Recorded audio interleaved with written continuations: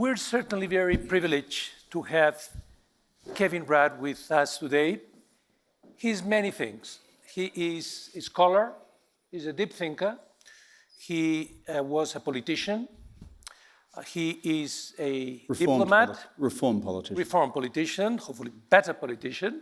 He's a diplomat and also he's a linguist. He has been twice Prime Minister in Australia. He is currently the President and CEO of the Asia Society, and he's going to Washington in a couple of months to become the Australian ambassador to the United States at a particularly exciting time in the world.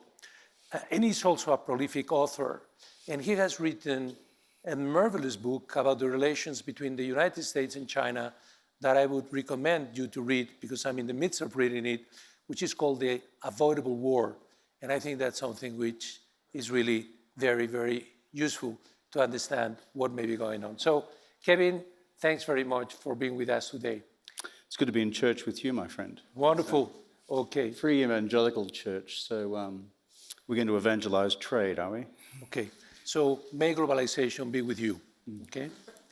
Good. So let me start shooting some questions. And the first one is about where are we nowadays in terms of globalization? Are we seeing, how pessimistic or optimistic should we be?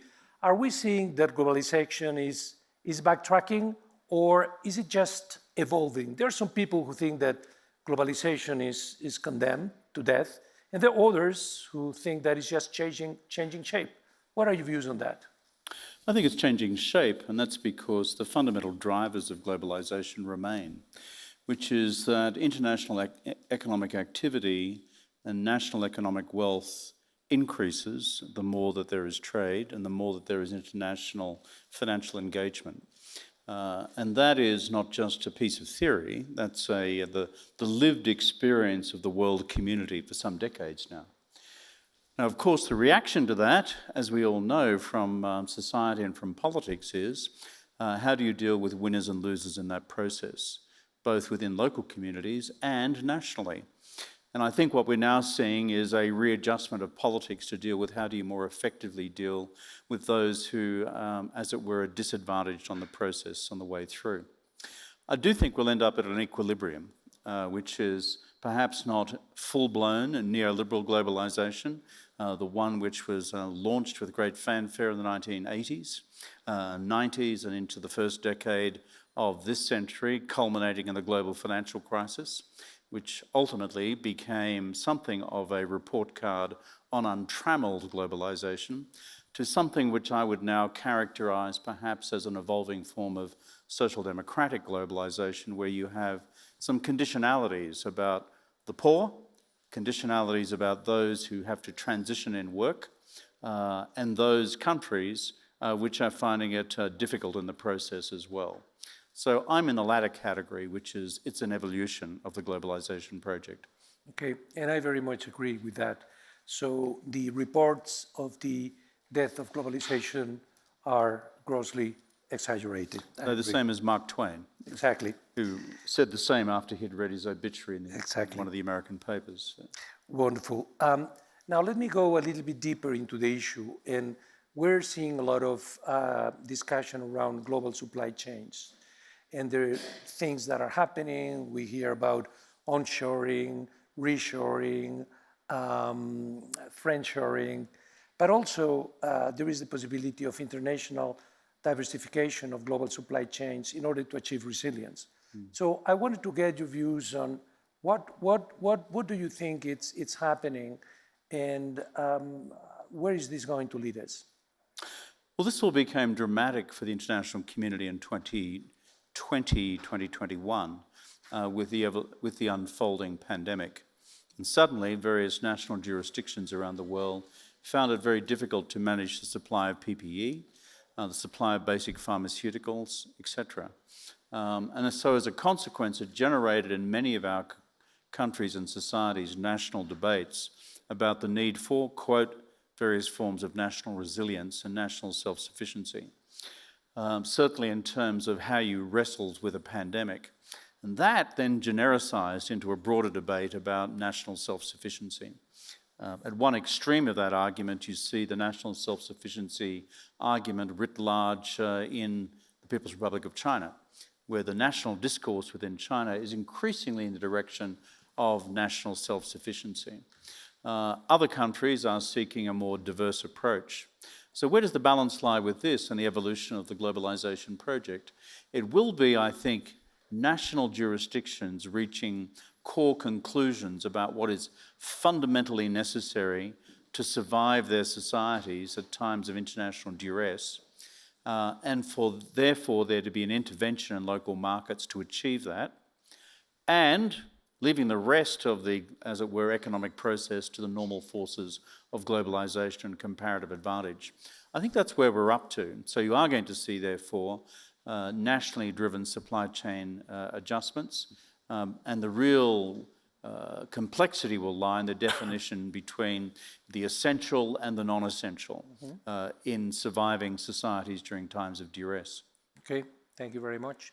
Now let me come back to something which is critical to understand the future of globalization, which has to do with the relations between the United States and China, an area where you have very insightful thoughts.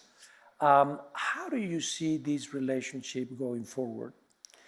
And what would you recommend to international companies, global companies, like the ones here present in Davos, which do business both in the United States and in Asia and in China, in terms of how to best navigate the challenges coming from this difficult relationship, but also take advantages of the opportunities that may emanate from it?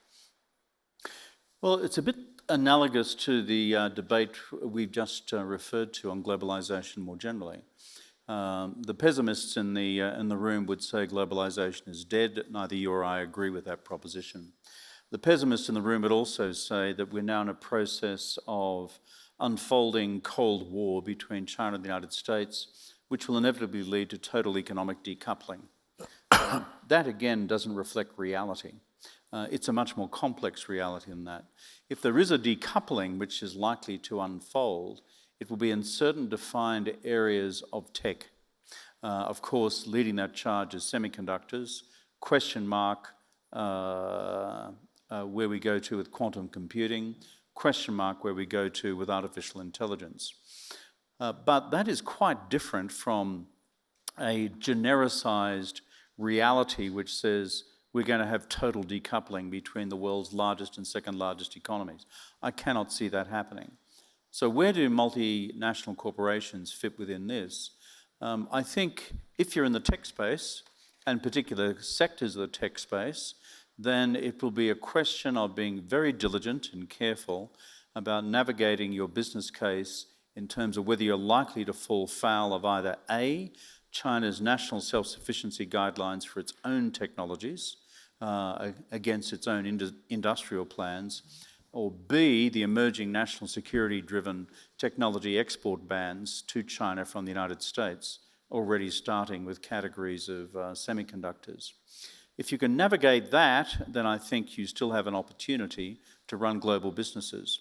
But beyond those particular narrow areas of tech, and I don't diminish their significance, there is still no compelling argument that these two economies are destined to split.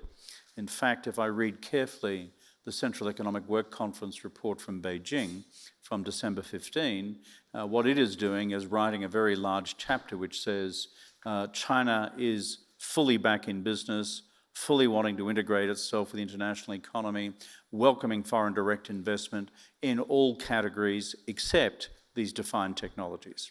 So firms will have to become literate about where, frankly, the parameters lie, but if they can navigate those parameters, then there's no reason why they can't prosecute a business involving both US, Chinese and European markets. Yeah, and I think that in addition to what the political actors may do, I think that global companies, we also have a constructive role to play in terms of establishing bridges and connection points between our clients, you know, in the United States, in Europe, in other parts of the world, and in China, so that, by doing our business in a professional manner, we can basically help them and help both parts of the equation, both the advanced economies and emerging markets, which are there. So thank you very much for that.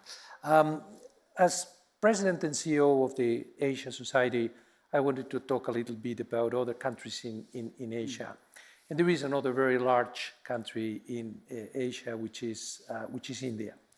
And India is large. It's growing quite significantly at present, and good expectations also going forward. And I wanted to ask you about the role that you see for India in terms of the geoeconomics and the geopolitics of Asia and beyond. My own judgment is that India, under Prime Minister Modi, has decided to fundamentally internationalize the Indian economy. And there's been enormous domestic resistance to this project for many decades. For example, when I was Prime Minister, I remember launching a free trade negotiation between India and Australia. It took more than 10 years to conclude and was only concluded recently under Prime Minister Modi. But now you see the Indian government engaging in FTA negotiations with the Canadians, with the Brits, with the European Union and with others, which a decade ago was simply not conceivable in the Indian body politic, which was quite closed and quite protectionist. So the Modi administration has concluded that having lost out to the economic race with China over the last 20 years, when China surged ahead, is now looking at this carefully and saying India's time has come, and looking therefore to the role of international capital, international markets, and domestic economic reform to turbocharge the Indian economy into much higher levels of growth. And so far you see the early signs of some success of that. I think the last thing to say about that is that New Delhi is deeply mindful of the opportunity also which its hosting of the G20 this year offers it to rebrand itself in the eyes of the world, my words not theirs, as the next China, but particularly to say to the rest of the world, we in India don't present a geopolitical challenge for you, and therefore we could become reliable sources of supply to global supply chains in the future, in whatever categories of manufacture. And secondly, to also say to the world economy, we're also greening. And there's a huge project which Modi is leading into the G20 summit at the end of this year about the green transformation of the Indian energy system, relying upon not just solar, but the future of green hydrogen as well. Yeah, terrific. Let me now turn to China, the other sort of very large economy in Asia, one of the two largest economies in the world. And now, China has been going through certain difficulties. Now it's experiencing a COVID wave, but hopefully that will be over soon. And here in Davos, in the air, there is the idea that, and I think it's a well-founded idea, that China's recovery would be very strong in the second half of the year, and that would be good for the global economy. But beyond the short term, looking at the medium term and taking into account all the geoeconomic and geopolitical factors, how do you see the role of China in the global economy? Well, by definition, China's economy is huge. And the real question is whether it grows in the future at 3 or 4% or 5 or 6% per annum. At this stage of its economic development, it should be 5 or 6. But for some years now, it's been slowing, and that's quite independent of the COVID dynamic and the COVID phenomenon. So the real challenge in Beijing is, will they have all the policy settings in place in order to maximize growth back to around 6? For example, exiting from zero COVID, it's been an untidy process. Zero notification to the public health system in China, a large number of deaths among old people right now, but by the second quarter, assuming no further adverse variation to the virus, Omicron, then the projection internally is that by second quarter you'll start to see robust economic growth numbers again and acceptable levels of casualties, though being a Communist Party state, they're not going to publicise how many people actually died. Second thing, though, is ideologically, the Chinese Communist Party for the last 5 years has sent out a range of negative signals to the Chinese private sector. The property sector, the tech sector, beyond that, private enterprise more generally, a common prosperity agenda about mandatory wealth redistribution, etc. But what I've seen in the Central Economic Work Conference at the end of last year is them again seeking to signal quite dramatically a return more to the market with a series of quite deep changes. The question for the Chinese private sector, which represents 60% of GDP, is will they believe these changes and reinvest? Will they see the possibility of an ideological return to a more statist approach to the economy again? So that's a big question mark. And the third one affecting China's growth performance is the role of net exports in China's growth. Partly that will depend on whether the global economy recovers and whether there are going to be robust markets abroad for Chinese goods and services. So that's a question mark as well. But I think you're going to see a post-COVID boost to growth in 23, question mark about the policy shifts that have occurred, but you will see some contribution from property and tech and recovering consumer demand, question mark net exports. But if you were to look at 23 and beyond, 5.5% growth is the projection for this coming year. I think that's reasonable. And given where the world is, that would represent some 2/3 of global growth for 2023, which is no small thing. Right, great. Okay, I think that's terrific. Thanks very much for sharing your views with us. I share your positive outlook for China and India, that having these two big emerging market economies being important drivers of growth in Asia and the world, I think that would be very important for everybody over the next few years and perhaps beyond that. So thanks very much. It was a pleasure. Good. And I think that we should say goodbye and thank you to Kevin Rudd with a round of applause.